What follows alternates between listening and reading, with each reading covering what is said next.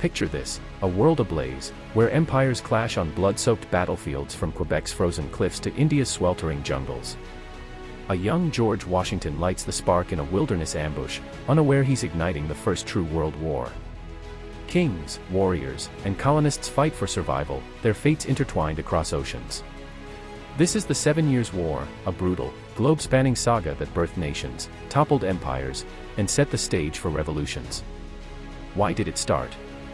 Who won? And why does it still shape our world? Welcome to Past Historical Events, where history doesn't whisper, it roars. Smash that subscribe button, grab a drink, and dive into the chaos of the 7 Years' War. It's the 1750s, and the world is a tinderbox. Europe's great powers, Britain, France, Austria, Prussia, and Russia, are locked in a deadly struggle for supremacy. The Treaty of Aix-la-Chapelle in 1748, which ended the War of the Austrian Succession, was a flimsy bandage on old wounds. Austria's Empress Maria Theresa, a fierce strategist, burns to reclaim Silesia, a rich province seized by Prussia's audacious king, Frederick the Great, whose military reforms have made his army a disciplined juggernaut. Across the oceans, Britain and France are locked in a colonial chess match, North America's fur-rich Ohio Valley, the Caribbean's sugar-soaked islands, and India's spice and textile trade routes. These aren't mere skirmishes, they're battles for global dominion.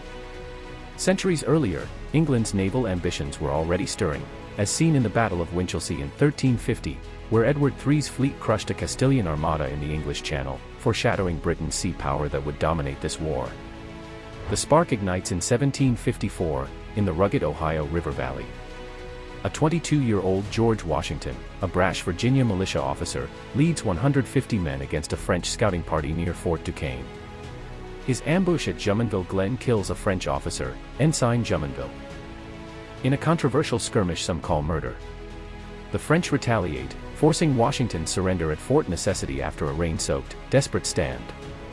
This clash, part of the French and Indian War, spirals into a global conflict by 1756, pulling empires into a firestorm that spans 5 continents. Before the cannons roar, a diplomatic earthquake reshapes Europe. In 1756, the diplomatic revolution flips centuries of rivalry. France, reeling from Britain's growing naval might, signs the Treaty of Versailles with Austria, its historic enemy, uniting to crush Prussia and curb British ambitions. Britain counters by allying with Prussia and Hanover, a German state tied to its crown. Russia, Sweden, and later Spain join the Franco-Austrian coalition, forming a ring of steel around Prussia. It's a geopolitical chessboard, with diplomats in powdered wigs racing against time, signing treaties as empires teeter. Frederick the Great, a philosopher king who plays the flute but fights like a lion, stands as the defiant underdog against a coalition of giants. The war erupts in 1756 when Frederick, sensing an imminent attack, launches a preemptive strike into Saxony, an Austrian ally. His lightning campaign captures Dresden, shocking Europe, but now Prussia faces Austria, France, and Russia, with armies outnumbering his 3-1. Frederick's 40,000 troops, drilled to march in perfect unison, rely on speed and tactical brilliance. In North America, the French, allied with tribes like the Huron, Algonquin, and Abenaki, dominate early. In 1756, their commander, the Marquis de Montcalm, a veteran of European wars, seizes Fort Oswego on Lake Ontario, cutting British supply lines. In 1757, Fort William Henry falls after a grueling siege, its 2,300 defenders battered by French artillery. The aftermath is horrific. Native warriors, unbound by European rules of war, kill dozens of surrendering British soldiers, a massacre immortalized in The Last of the Mohicans. The bloodshed inflames colonial hatred for the French.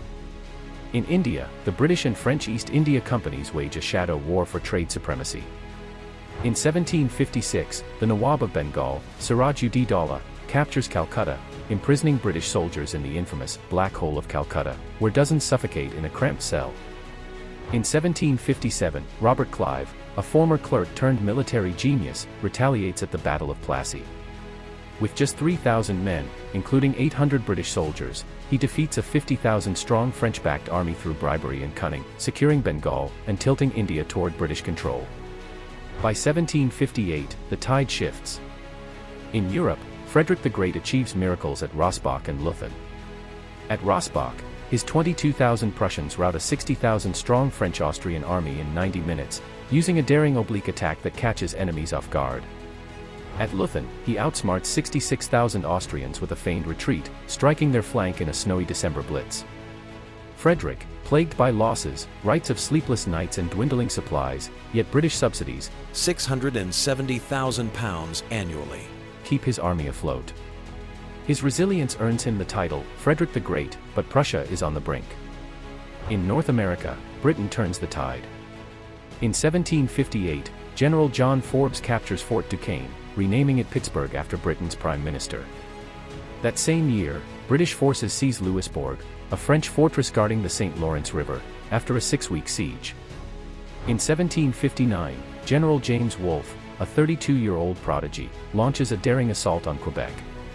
Under moonlight, his 4,000 troops scale the 175-foot cliffs of the Plains of Abraham, surprising Montcalm's forces at dawn. The 15-minute battle is ferocious. Wolfe is shot 3 times, dying as victory is secured, while Montcalm falls hours later. Quebec's capture hands Canada to Britain, but the cost is steep. The Acadian expulsion forcibly removes 10,000 French settlers from Nova Scotia, scattering families across the Atlantic, their tragedy echoing in modern Cajun culture. In India, Robert Clive besieges Pondicherry, France's last stronghold, in 1760. After months of bombardment and starvation, it surrenders in January 1761, cementing British dominance. In Africa, Britain captures Gori in 1758 and Senegal in 1759, disrupting France's slave trade and gum Arabic exports. The British Navy, with 120 ships of the line compared to France's 70, blockades French ports, strangling their colony supply lines. This war was truly global. In the Caribbean, Britain seizes Guadeloupe in 1759 and Martinique in 1762, crippling France's sugar trade, which generated millions annually. In West Africa, the capture of Gori and Senegal disrupts French commerce, while in Asia, Britain strikes Spain's colony of Manila in 1762, sailing 6,000 miles to capture it in a daring raid. The British Navy, honed since battles like Winchelsea in 1350, rules the waves, with admirals like Edward Hawke smashing French fleets at Quiberon Bay in 1759, ensuring no empire is untouchable. While generals made history, civilians suffered. In North America, native tribes like the Iroquois and Cherokee were caught in a deadly vice, their lands exploited as both sides courted their warriors. The war disrupted their trade and autonomy, foreshadowing their later displacement. The Acadian expulsion left 10,000 homeless, with ships carrying families as far as Louisiana and France. In Europe, peasants faced ruinous taxes and forced conscription. Britain's debt doubled to £130 million, while France's treasury neared collapse, fueling resentment among its people. Technology amplified the carnage. The Brown Bess musket, with a range of 100 yards, and 24-pound naval cannons made battles deadlier. Britain's shipyards churned out frigates and sloops, outpacing France's aging fleet. But the economic toll, skyrocketing taxes, inflation, and trade disruptions, planted seeds of unrest across empires. By 1761, exhaustion grips all sides. Prussia is battered, with Frederick fighting on fumes. Then, a miracle, Russia's Empress Elizabeth dies in 1762, and her successor, Peter III, a Frederick admirer, pulls Russia out of the war. This miracle of the House of Brandenburg saves Prussia. In North America, Britain captures Montreal in 1760, ending French resistance in Canada. Spain, joining France in 1761, suffers defeats. Britain seizes Havana and Manila, forcing Spain to negotiate. The Treaty of Paris in 1763 ends the war. Britain gains Canada, Florida, and dominance in India, plus Senegal and several Caribbean islands.